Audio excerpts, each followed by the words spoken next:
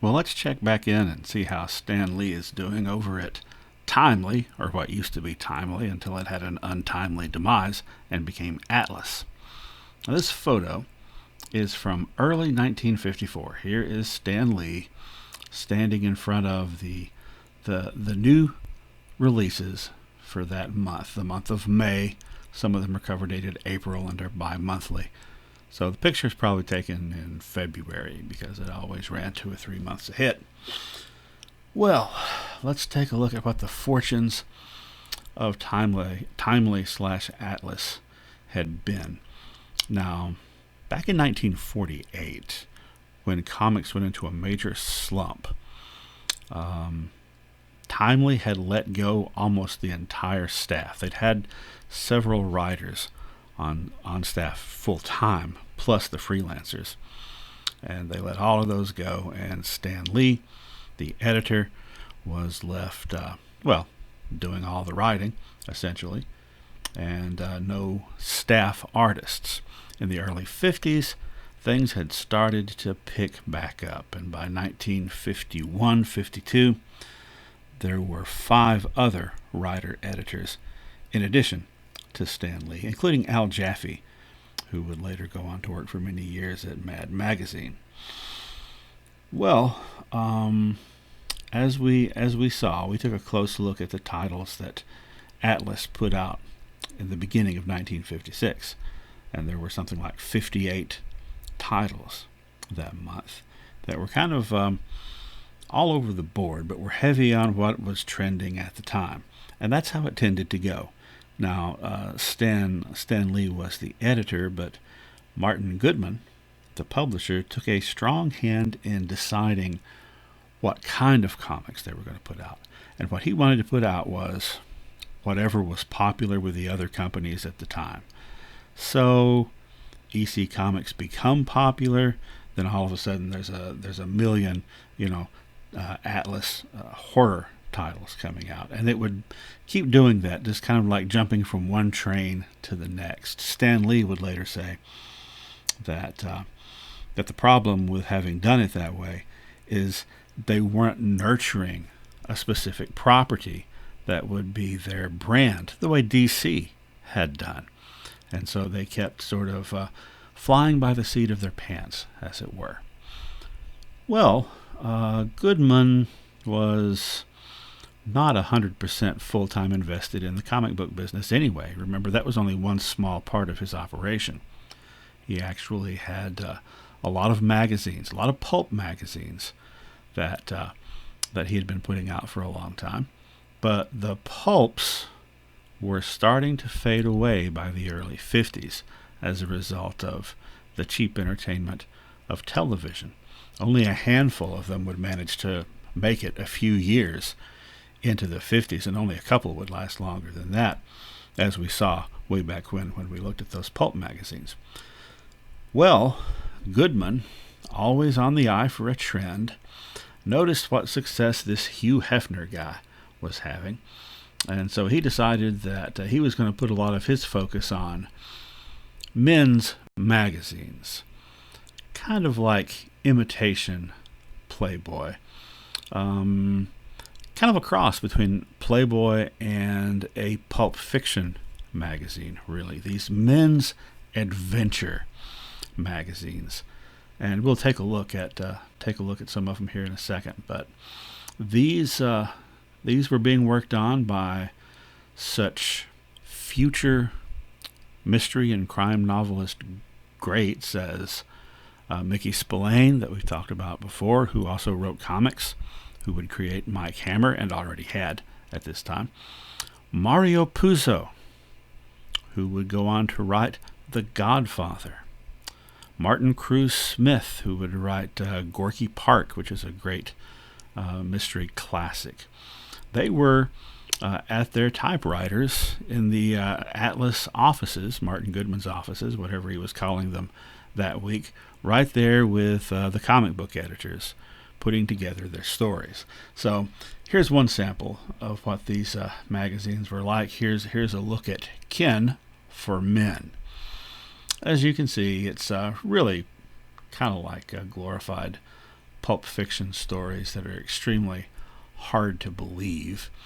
And then the magazine Stag, which had originally been what Hugh Hefner had planned to call his magazine, kind of tries to catch that Playboy vibe in the sense of looking for articles and illustrations that are going to attract a male audience. And here's some of these borderline swing things like why we're headed for polygamy, how Hollywood's ruining your wife, and then this illustration which has nothing to do with any of the articles, but apparently for some reason all these guys are upset that there's a girl at a college sports game. Anyway, that's where he was investing his energies, and he was halfway tempted to just drop the comic book business completely. And especially after 1954 and after the Comics Code Authority, after those Senate hearings, when comic sales across the board were kind of going down. And it was around this time that he started looking for ways to save money on the comic book end of things. And it was here that a story that has kind of become legend happens, and we're not entirely sure. There's a lot of different versions of it, but this is the most commonly repeated version.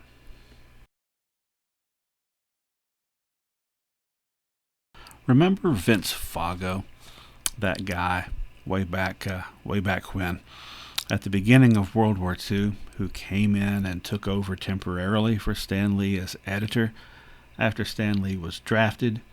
And so for the next 3 years, Fago was the editor. And in an interview that he gave to Alter Ego, which was it still is a comics fan magazine, Fago had told, about how he first came on and was told about getting the job and how Stan was giving him various pointers. And one thing that he mentioned that Stan Lee said to him, and Stan Lee at this point was 20 years old, is that sometimes when freelancers come, writers and artists, and they want an assignment or they've done something that they're trying to place, and Timely doesn't really need it. He said sometimes he feels bad for them because they got bills to pay and stuff, so he'll go ahead and take it and pay them for it, because Martin Goodman wasn't paying that close of an attention to who was being paid to do what and where the money was going. He would go ahead and pay them for it and file it away to use as fill-in, which every once in a while, if someone couldn't make their deadline, you'd have to have a story ready-made just to pop in there. So he'd been doing that. He had been doing that for a long time. And Martin Goodman, according to legend, came into the offices and was poking around and opened a closet door and found a file cabinet that was full of stories, of artwork, much of it finished, and the writer having done his thing, that was all there for use for fill-ins, and there was a lot of it, more than they would ever use for fill-ins. And Martin Goodman went through the roof. He was furious. They had been paying money all this time for this stuff, and so he was already trying to tighten his belt, and he was trying to save money on the comics end. And so he issued the directive, we're not paying anybody anything. We're not buying anything from anybody until we use what we've got. Well, what they had wasn't much of it, wasn't necessarily of the high enough caliber to have been used, but there it was, And so this led to the staff that had slowly been built back up after the 1948 purge to be purged again. And once again, just about everybody except Stan Lee was fired that was on staff. John Romita was let go. The freelancers were going to have to go freelance somewhere else for a while because they weren't taking anything from them either. So that was not a halcyon moment for Atlas Comics because it's not going to, certainly it's not going to improve the quality of the product or maintain the quality of the product they were delivering. But Goodman didn't really care that much about the quality of the product. He just cared about selling it and selling as much of it with as little overhead as possible. And that brings us to another important element in the comic book business or any kind of magazine business. You've got the publishing. Step one, that is actually producing product, having writers and artists and an editor to, oversee the whole thing. And then step two, you have printing. And a lot of times it's a different company from the publisher that does the printing.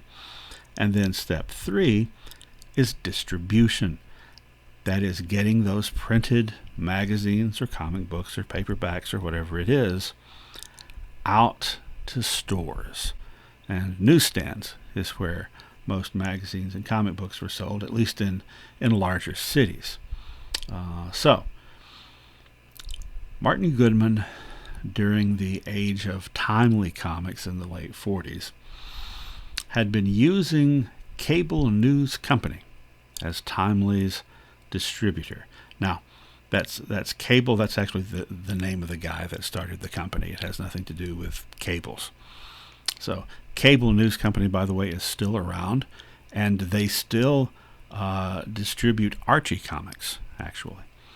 But 1951, Goodman decided that it would be cheaper to do the distribution himself.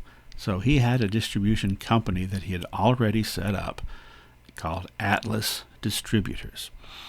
And so he ended the contract with Cable, and starting in November 1951, his own distribution company, Atlas, was picking up the stuff, putting it in the trucks, and delivering it around the country.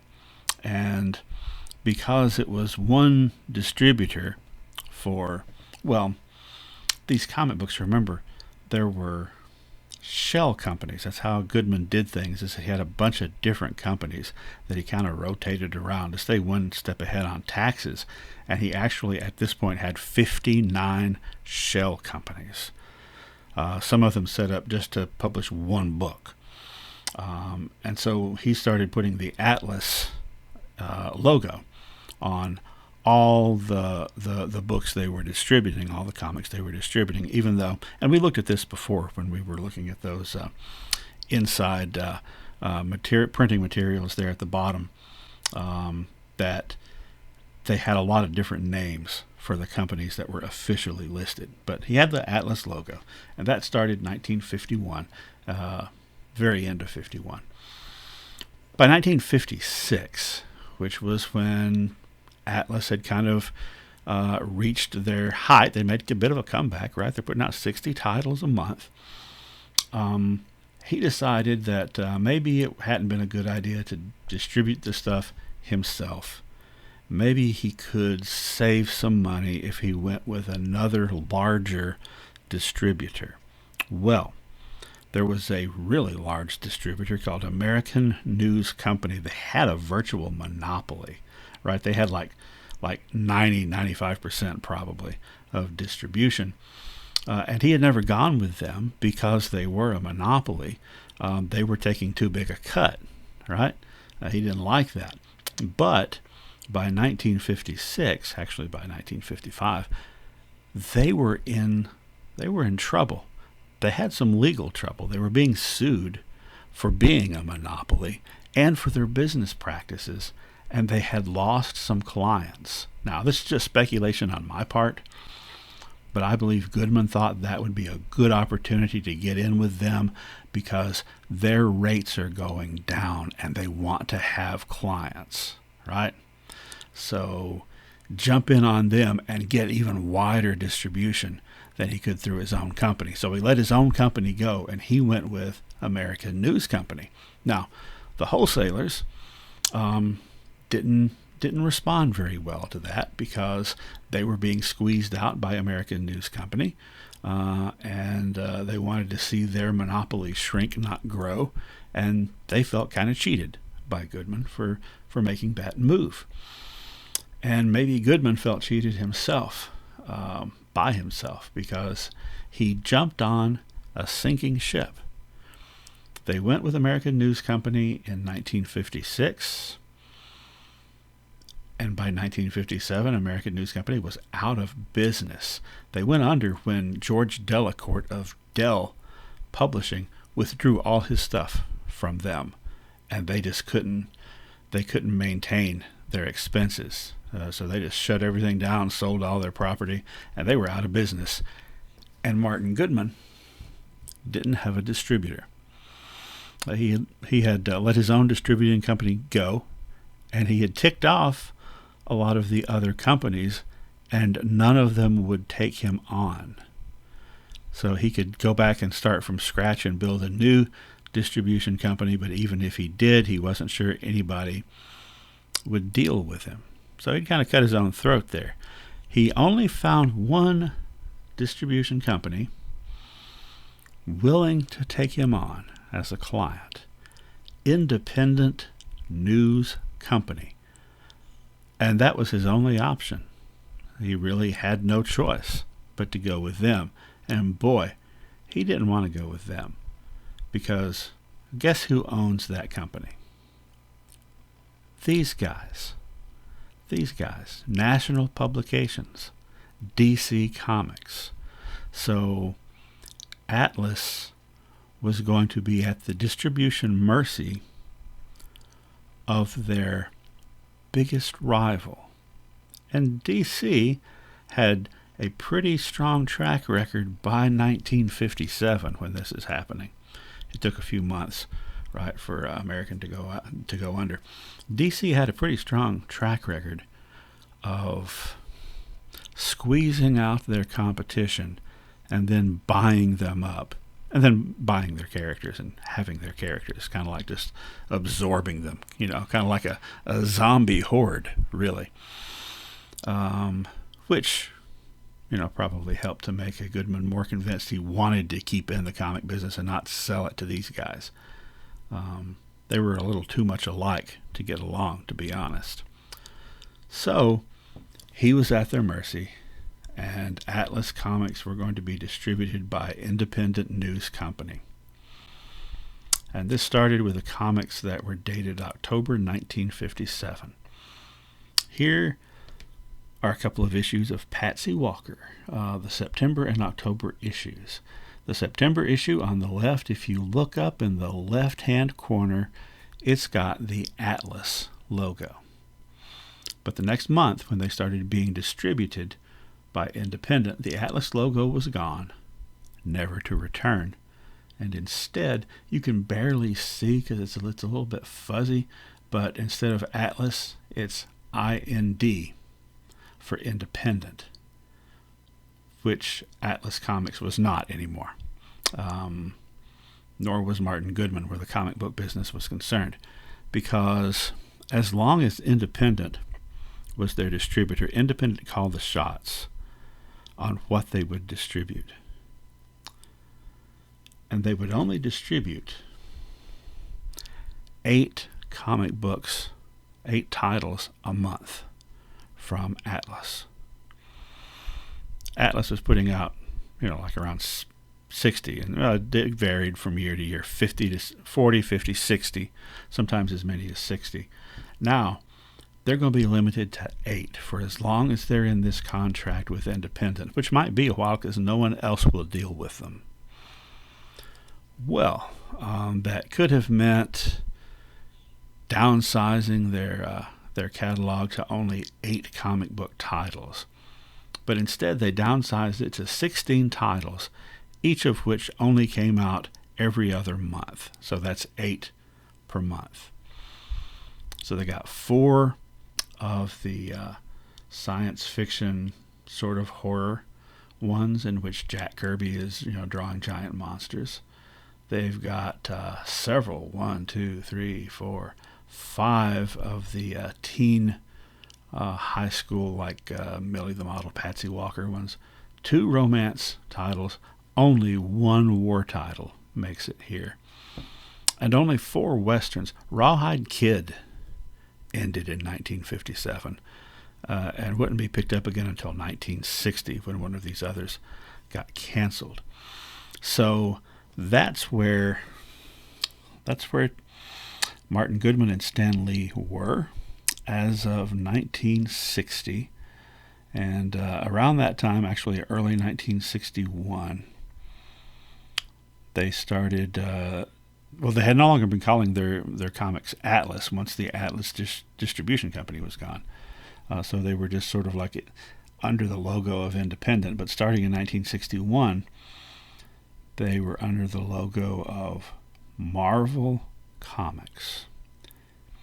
And some really big things are going to happen in Marvel Comics in 1961. All right. Well, let's take a look at where Marvel was so far as sales at this point compared to everybody else. Okay? So this is from a list of the top 100 selling comics of 1959. Number 1, Uncle Scrooge. Number 2, Walt Disney's Comics and Stories. So that's both by Carl Barks over at Dell Comics. Those are the only 2 books selling 1 million copies a month. Remember, Crime Does Not Pay was selling like 2.5 million copies a month in 1948. Number 3, Superman, still hanging in there, 810,000 copies a month. Superman was greatly helped by the long-running TV series in the 50s. Marvel's top 3 sellers just made it into the 40s. Number 43, Tales to Astonish, 163,000. And then Tales of Suspense, 148,000. Then Kid Colt, bringing up the number 3 spot, 144,000. So they're Marvel's top selling books were selling about 1/8 as many copies as the Duck books from Disney. Finally, since we have talked so much about newsstands, and I showed one already, but I'm going to show you a picture of another one a little bit closer just so you can see how these things work. Now, I had never seen a newsstand. Growing up in Sparta, Tennessee, we had no such thing. We did have these comic book spinner racks all over town, about a dozen places in Sparta, probably 24 in Cookeville. But this is how it looked in the cities. And by the way, I did see these when I was 20 years old and I moved to New York City. So there you got the spinner racks of comic books, and you can see some of them. You got Superboy and Flash clearly visible. And Life with Millie there, which was actually A Date with Millie became Life with Millie. Then in the front, you've got various magazines. You got the men's magazines right there in the front, under the counter, the bottom side. You got Men, you've got Stag, Males, all those put out by Martin Goodman. Then up on the to the right of the guy, there's a stack of newspapers right next to the guy, various newspapers. And then you've got over inside this little structure on the wall, you've got other men's magazines. And you got things like Hot Rod and Yachting. And there behind the counter, where the kids can't reach out and grab it, and you've got Playboy and other magazines like that. So these are the venues that all those comic book companies were competing with one another to reach into one way or another.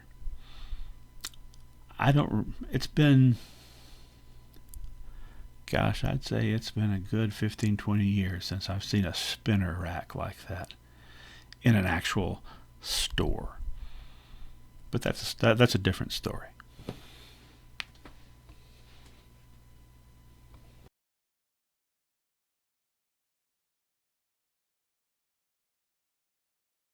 Up to now, we've been telling a chronological story, going forward in time, tracing basically the industry and what was going on. And we've done that up to the point that it's 1961 and Marvel Comics are poised to take over the world. And here we're going to pause for a while. And we're going to go back and look at things from some different angles and different perspectives. What we're going to do next is we're going to first look at certain themes and follow them sort of historically. The first one we're going to look at is women in comics, and that's both how women are portrayed in comics and women participating in making comics. And then we're going to do various other things. Then we'll go back and we will look genre by genre, excluding superheroes because they just kind of get weaved all the way through. We're going to look at those, and then we'll pick back up in 1961. Okay, all set. Let's go.